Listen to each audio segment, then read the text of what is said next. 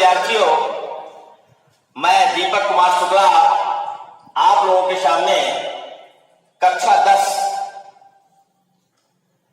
का एक बहुत ही महत्वपूर्ण अध्याय है जो कि बोर्ड परीक्षा में अधिकांशतः आता है, जिसका नाम है धनुष भंग।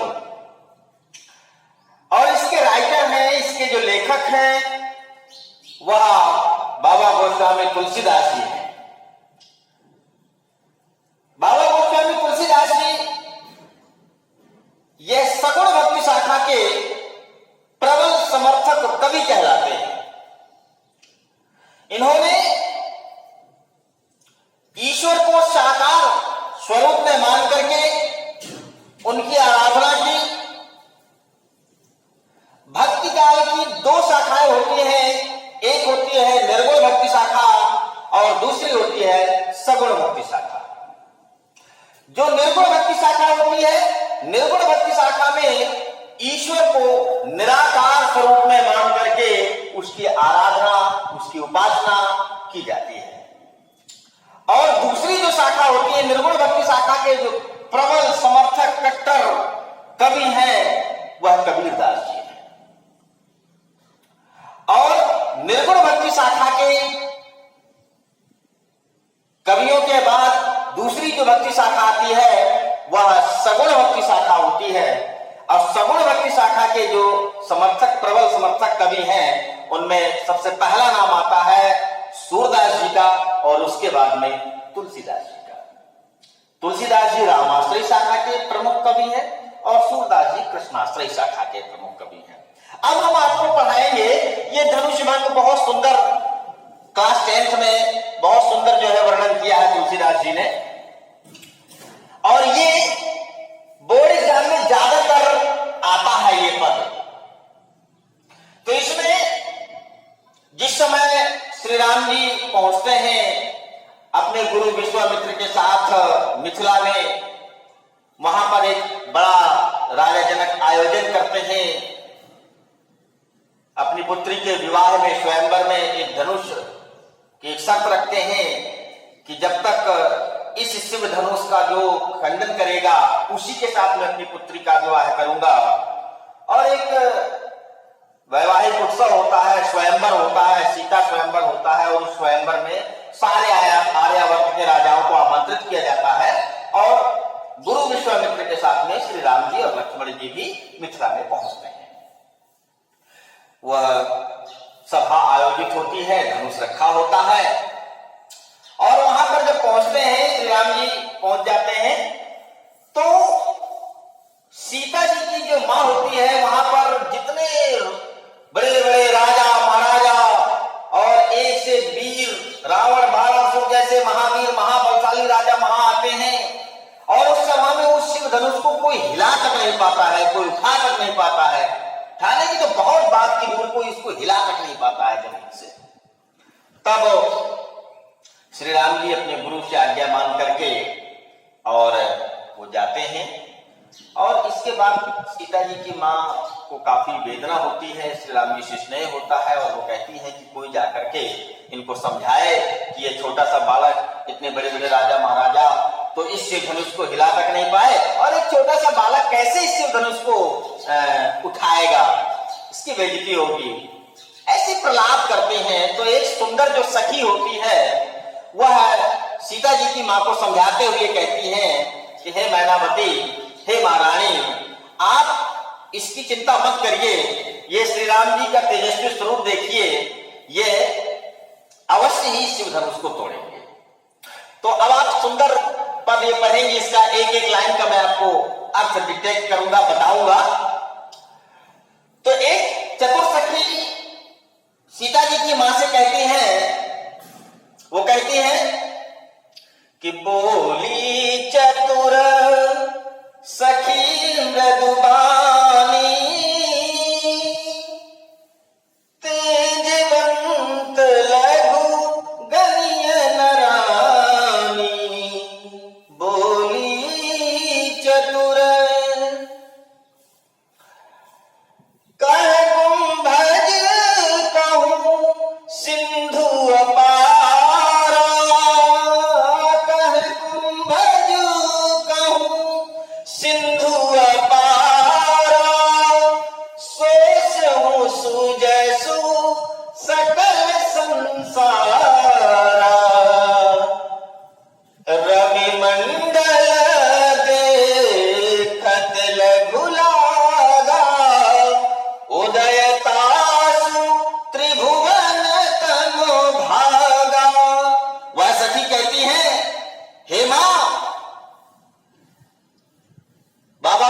तुलसीदास जी बहुत सुंदर वर्णन करते हुए कहते हैं कि बोली चतुर सखी मृदुबानी, एक बहुत चतुर सखी मृदुबानी यानी बहुत मीठी वाणी में वह सखी बोलती है मैनावती से।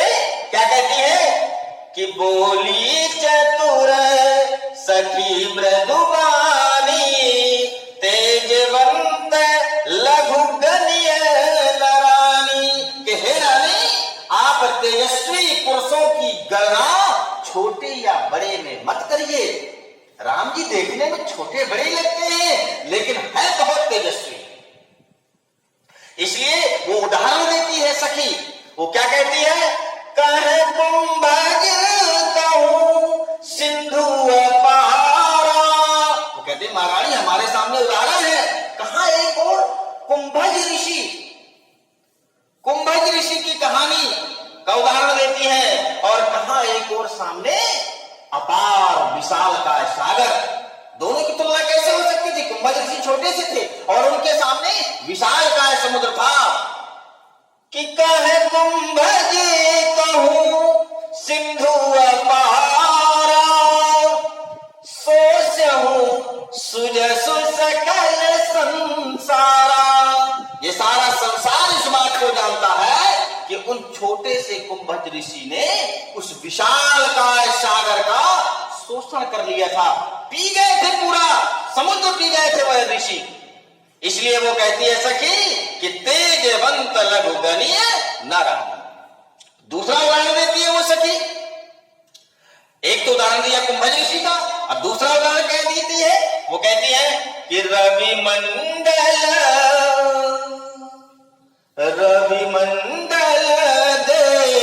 कतल धुलागा, उदयतासु त्रिभुवन तनो भागा।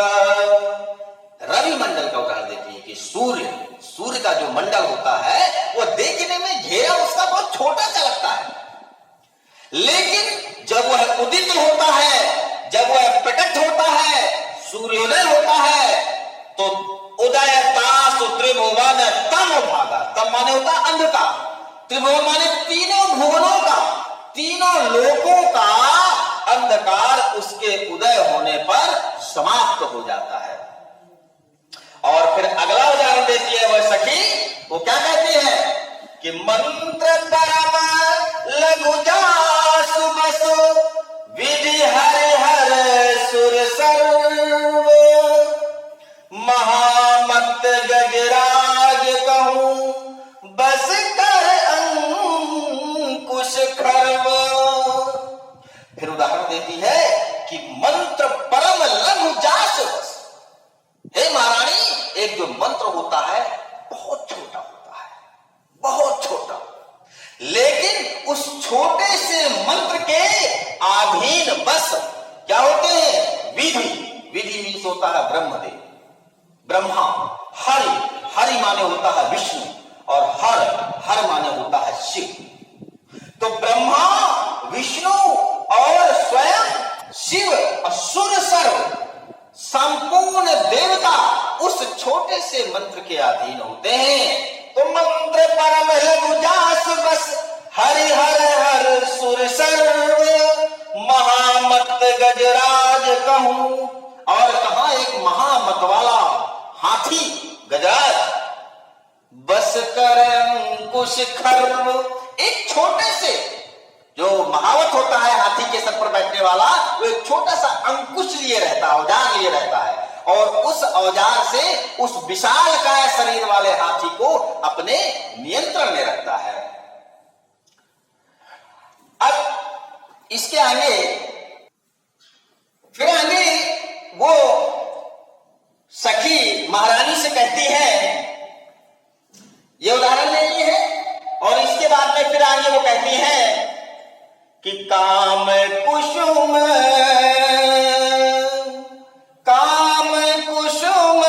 धनु सायक लीन है, सकल भुवन अपने बस कीन है। काम कुसुम कामदेव को उदाहरण देती है वो सखी। वो कहती है काम कुसुम धनु सायक लीन है। एक कामदेव कुसुम यानी फूलों का, धनु माने धनुष, और सायक बाण लेकर के, एक कामदेव फूलों से युक्त धनुष और बाण को लेकर के सकल भुवन अपने बस की है। वह एक कामदेव संपूर्ण भुवनों को अपने अधीन कर लेते हैं धनुष बाण लेकर के।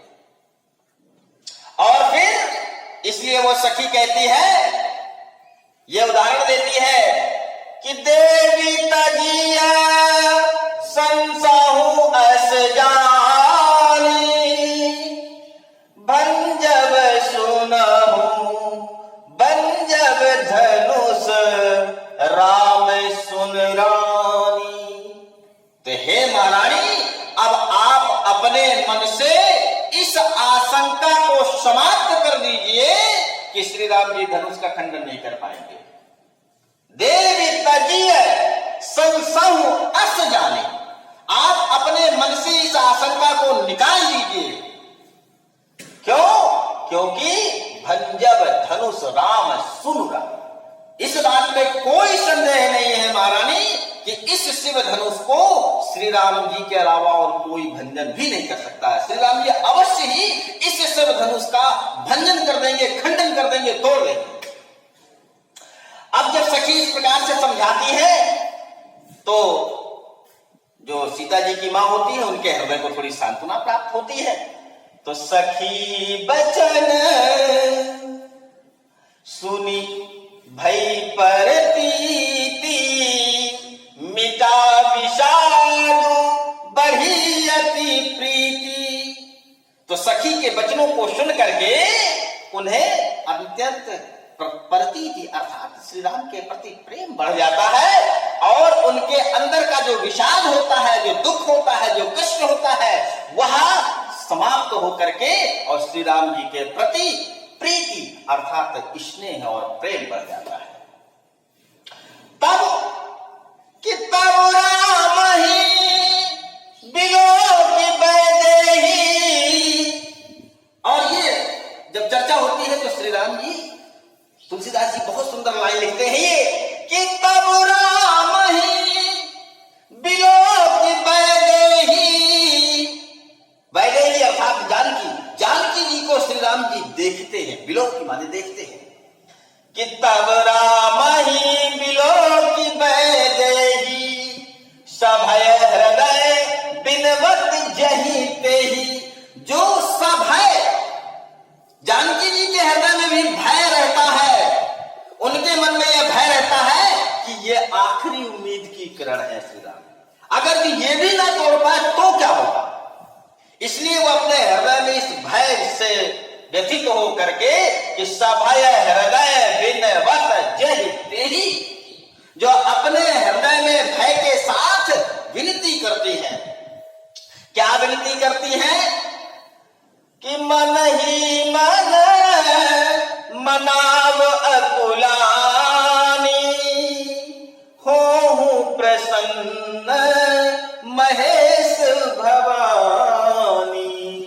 मन ही मन, श्री जानकी जी मन ही मन उनके मन में अकुलाहट उत्पन्न होती है और वह श्री राम जी इस शिव धनुष को तोड़ ले, इस बात की विनती और प्रार्थना अपने महेश भवानी यानी भगवान शिव और माता पार्वती से वह करती हैं। और इसके बाद जब वो कहती हैं कि हो प्रसन्न महेश भवानी, और फिर आगे जानकी जी विनती क्या करती हैं, उनके मन में क्या आशंका चल रही होती है, उसके विषय में आगे लिखते हैं तुलसीदास जी कि करहु सफल आपन सेवकाई, करहित हरहु चाप गरुआई। तो हे भगवान शिव और हे माता पार्वती, आप अपनी सेवकाई, जो मैंने आपकी सेवा की है, जो मैंने आपकी अभी तक आराधना पूजा वंदना की है, इसके बदले में मैं आपसे कहती हूं कि कर हित हरहु चाप करुआ। तो मेरा हित करिए आप, और मेरा हित इसी में है कि जो आपका ये चाप, आपका जो इसमें धनुष है, इसकी गरुता को कम कर दीजिए। तो गणनायक बरदायक देवा, आज लगे की तुझे सेवा। तो हे गणों के नायक, हे भगवान शिव, हे वर देने वाले देव, आज तक मैंने जो तुम्हारी सेवा की है, उस सेवा के बदले में मुझे जो चाहिए वो क्या चाहिए कि बार बार विनती सुनी मोरी। हे प्रभु, बार बार मैं आपसे यही विनती करती हूं कि बार बार विनती सुनी मोरी। करहु चाप गुरुता अति थोरी। तो आप इस शिव धनुष की जो गुरुता है, जो उसकी जो जमीन को पकड़े हुए हैं, उस गुरुता को आप थोड़ा कर दीजिए, कम कर दीजिए, जिससे मेरे प्रभु श्री राम इस शिव धनुष को उठा सके। तो आशा है आप लोगों के यह बहुत ही मार्मिक चित्र समझ में आया होगा।